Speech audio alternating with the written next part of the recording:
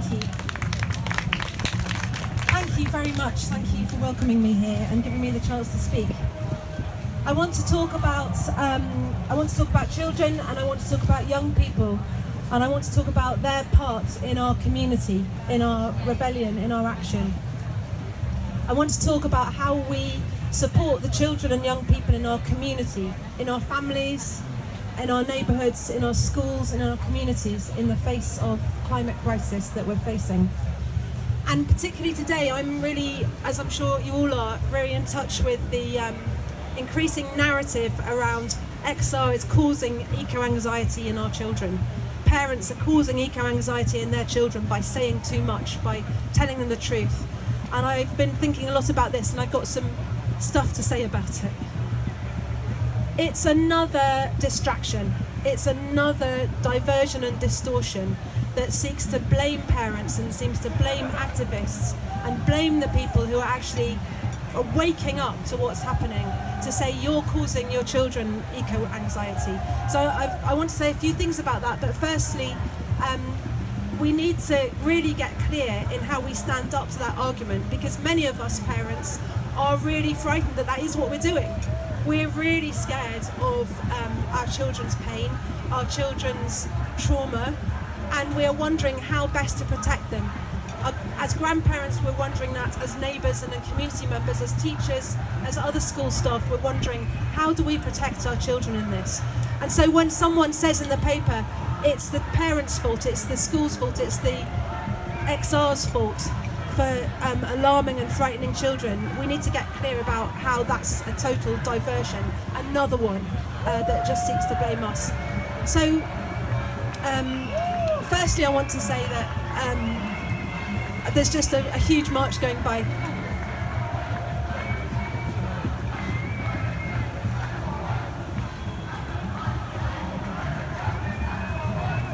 They're passing, it's the animal rights people.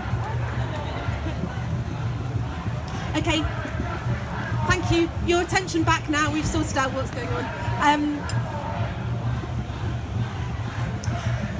A year ago, before XR started, before the agenda of climate crisis became so out there, so strongly in our communities and in our media gradually, already there was a huge crisis of mental illness in children. Already there was a huge crisis of anxiety caused by increasing cuts and disappearance of the services that support children, that support adults working with children. I work with children and young people, and mainly I work with professionals who look after them and work with them. And what I've seen over the last several years is a total dismantling of any service that is there to support them. So when children are anxious, when they start to self-harm, when they start to talk about feeling suicidal, there is no support left. The schools are ending up being the front line, and they don't have the resources and they don't have the culture. School cultures are based around punishment and reward systems, around controlling behaviour. They're not built around offering or knowing what children's emotional support needs are met. So although I have huge respect for staff that work in schools, the system is part of the system that we need to be changing. We know that we need to change our political system. We know we need to change our business and economic system. We also need to change our school system, because it is the training ground for all that. And we need to stop pretending that it's a kind place. We need to start protecting our children and standing up and asking for increased kindness, increased emotional support. Okay, so let me just think what I want to say. I'm trying to say that the system is what's causing eco-anxiety. It's what's causing most anxiety. Our system does not serve children. It does not serve young people. It pits them against each other in competition. It's harsh. It punishes children for showing traumatic behaviour or showing stressed behaviour. That's what's causing the anxiety. And now we have the ecological crisis much more in the news, on billboards, in language, on our signs. We are talking about this, and the first demand of XR is tell the truth. And that's a very complicated thing around children. How do we tell the truth without freaking them out?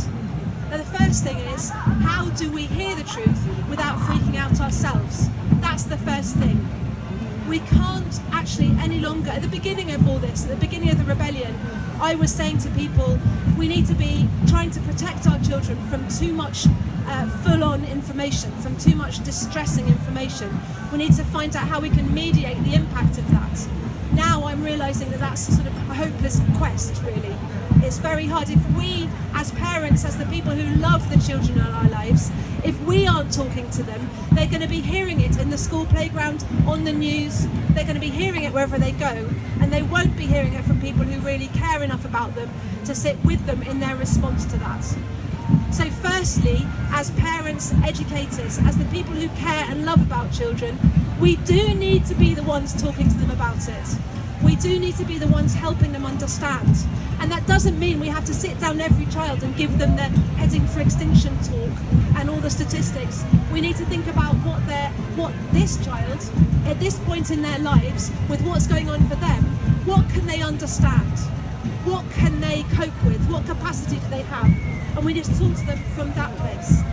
And I would add that we need to be very respectful of their consent to that. We don't get to, children's consent is not highly valued in our society. And when one of my big worries about having climate change in our curriculum is that children aren't consenting to what they're hearing and how much they want to know.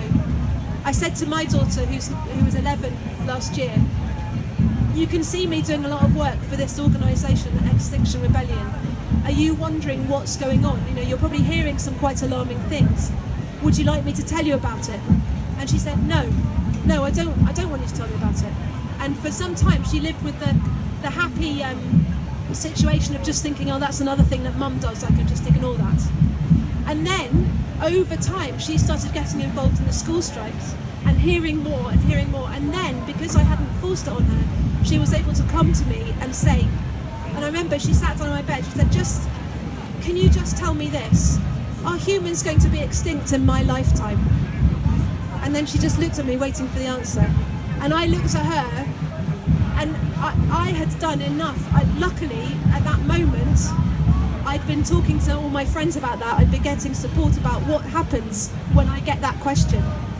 And I was able to really listen to her. And this is what I'd want to do, and I don't always manage it, and I'd want us all to do, is when children come to us with these impossible questions, because the next question is, I think that I can't have a child because they might not live.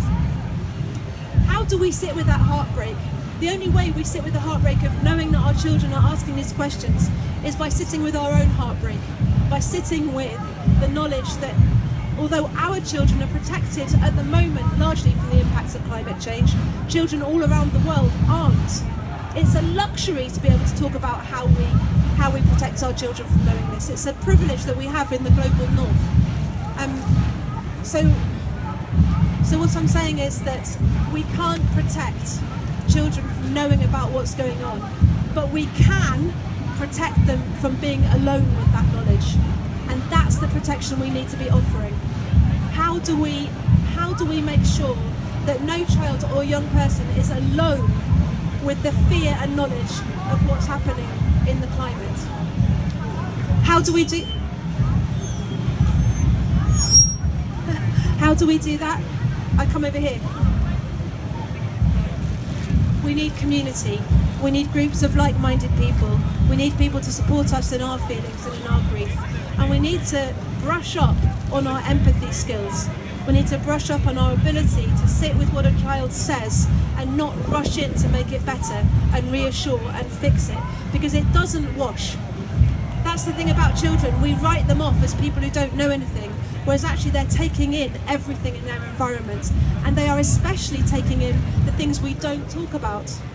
So when we're not talking about climate crisis, when we're just worrying about it or sitting with it or denying it, they are going to be soaking up that anxiety. Then we need to be worrying about eco-anxiety. Another thing about that phrase is it actually gives the impression that it's something pathological in the person experiencing it, whereas actually clearly it's not a mental health issue, it's a reality.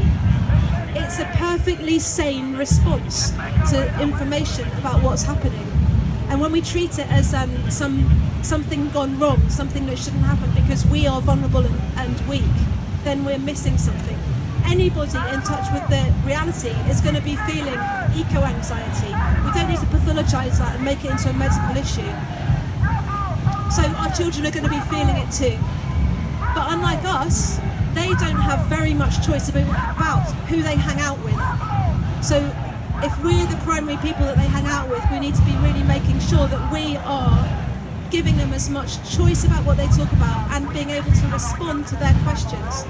And it's okay, of course, to respond with, I don't know. I don't know the answer. That's what I said when she said, are humans going to be extinct in my lifetime? I just looked at her, I said, that is a very big question to be sitting with. I'm really sorry that you even have to think that. I'm really sorry you even have that question. And then I said to her, I don't know. There are many people who are very worried about that. And certainly we are in a mess. Certainly there is a lot that is going wrong. And it is more important now than ever that those of us who know about this and who can stand up together and do something. And there are many, many people in the world who are standing up and doing something, and we can be part of that. So I'm not going to lie to you, we're in a mess.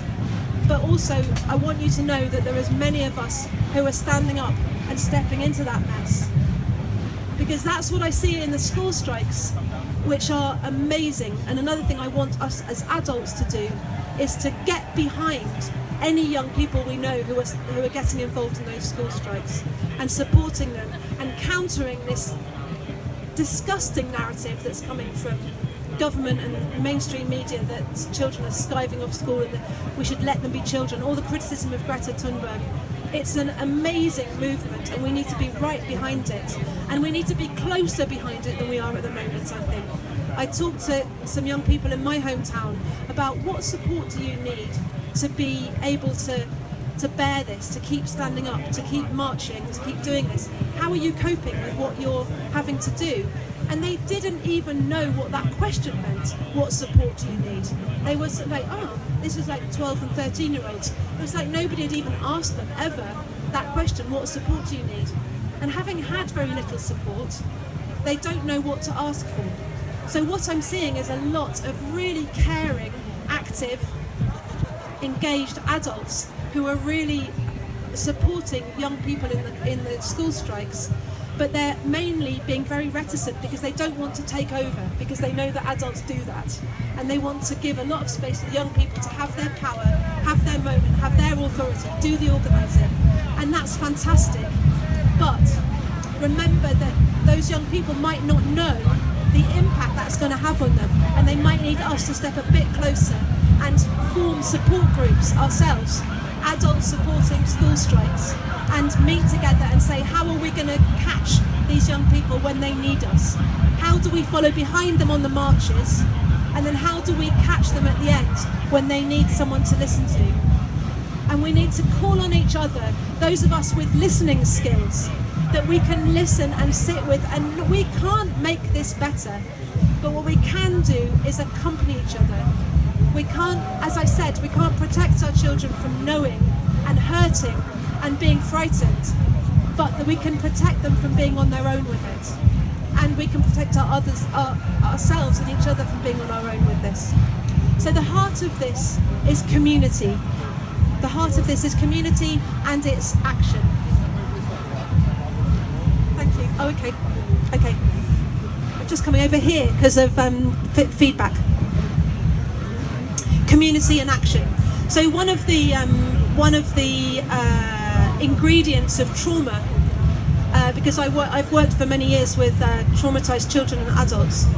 One of the key ingredients of trauma is the feeling of being alone in the face, the feeling of being helpless in the face of threat. When we feel helpless and unable to act in the face of threat, we are at risk of becoming traumatized. So Extinction Rebellion and other organisations that are getting together and acting on this, we're not the ones causing distress and causing trauma to our children. We are the ones that are offering something to do about it. When we feel that we're able, especially with others, because support is another antidote to trauma, it's a recovery factor. One of the things we need to recover from trauma is support. So when we get together and when we act, we are providing the very conditions that allow ourselves and our children to protect ourselves from trauma or to recover from trauma. So far from exile and parents causing that anxiety, we are stepping in and providing some antidote and some support for that. But the important thing, and I just want to share with you some information, this is the best thing I've ever learned, some support from neuroscience. The studies in neurobiology are telling us that there are two things we need to thrive, two things we need to feel, to keep our mental health and our physical health. And those are to feel safe, physiologically safe, and to feel that we belong, that we matter, that we are loved. So when we feel that we're safe and that we are loved, then we can function to our full capacity. We can function and thrive and grow. And when we're talking about small children, that's not just the condition for their thriving in the moment, it's the condition that's building their brains for the rest of their lives. When we help our children know that they are safe and that they belong, we are creating the conditions for a life of resilience. And that's what I want to come to, is in this subject of how do we support children in the face of climate crisis. We need to be thinking not just about now, but how we build resilience so that they can cope with the very uncertain future that's ahead of them. Whatever our view of the climate crisis, it's very clear that life is not going to stay like this. It's not going to be anything like we've known it. So our education system has been out of date for years, but now it's utterly out of date. Utterly out of date. And there's many people talking about how we need a change in curriculum. We need to be sharing with children skills about growing food, about building structures, and about community relationship skills. They need practical resilience skills, and they also, crucially, because this is going to be the heart of it, how do we build conflict resilience in our communities? Because as society starts crumbling, I say starts, it's clearly already well on that way. As our society crumbles, skills such as community building, leadership, decision making, relationship building, conflict resilience, these are going to become more and more and more urgent. And how do we learn those skills? We learn them from tiny by being loved and held safe. When we feel safe and loved as children, then we are able to build the capacity for problem solving, for practical health, physical health, for relationship skills. The heart of all of that is in our early childhood. So the very alarming news is that we're all standing here with brains and nervous systems largely built before we were 3. Before we were 3, that's the foundation of our brain. And that part of our brain is the bit that needs to feel like I'm safe and I matter. That means that when children are young, we have the most amazing opportunity to give them that experience, to grow up feeling like I'm safe, I matter, and therefore have all the strength and resilience that many of us wish we had to face the future that they're facing in community. And what that means is we need to stop doing the things that destroy safety and belonging. And my belief is that the biggest thing that destroys that is our culture of behaviourist manipulation, where it's in our everyday culture that children need to be rewarded and punished in order to control their behaviour. Our schools are full of punishment, like reward charts on walls that are designed to humiliate and shame children in front of all their peers, according to just their behaviour, nothing that's going on inside them, just their behaviour. So if they feel anxious about what's happening on the planet, and if they're young, they're going to act out that anxiety, then the most likely thing at the moment they're going to experience is being told off, punished. As children get older, we've got detentions, isolations. There are stronger protections for prisoners in solitary confinement than there are for children in isolation booths in schools. They're not protected legally from this. It is disgusting. If we really knew what was happening, we would be rising up about that. We need to know that school system is one of the systems that we have to change, along with our other systems that we already all accept are not good enough. So we need to stop punishing at school, and we need to stop punishing at home. We need to stop bribing and rewarding, because that's the same as punishment. We need to stop controlling children by their behaviour and by our approval of them. And many of us were brought up like this because it's in our culture everywhere. So we expect to say, if you don't do that, then you can't have a bedtime story. And if we're not hitting them, then maybe that feels quite kind. Maybe time out can feel quite kind because it's not, maybe we're not shouting. But I just want to insist that time out is not kind. The naughty step is not kind. It is manipulative and distorting, and it takes away resilience from children when they need it. So there are many resources in books and online about connected, positive parenting and treating children in a way that we don't have to do that anymore. And when we move aside punishment, then we take, it's like taking the police off our streets, taking punishment away from our homes and in our schools. It's like taking the police out of that system. How can we feel safe with our parents or our teachers if we do one thing wrong? We're going to get made to feel really horrible about it. So let's stop doing it. Let's just prioritise with any children and young people that are around, and each other actually, to let go of this punishment dynamic, to let go of it. For adults too, we're not perfect, and when we are anxious, our behaviour gets wobbly. When we're anxious, we behave in ways that we wouldn't choose to behave. We get stressed. So the most important thing we need, I told you about, one more thing about the neurobiology, is I told you that what our bodies, our brains and nervous systems need most is to feel that we're safe and that we matter. And how we get that is by being near other people who hold that for us, other people who feel that they're safe